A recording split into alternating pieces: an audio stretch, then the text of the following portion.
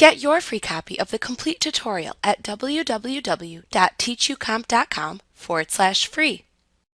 The hue represents the color in your image. The saturation represents the intensity of the color. You can adjust these settings further with the Hue and Saturation command.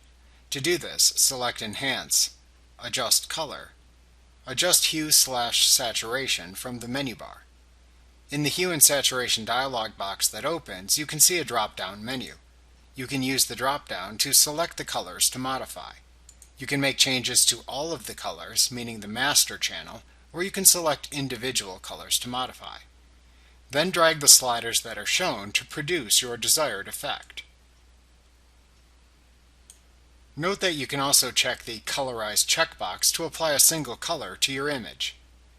This can produce a nice tinted effect in images, such as colorizing a grayscale photo.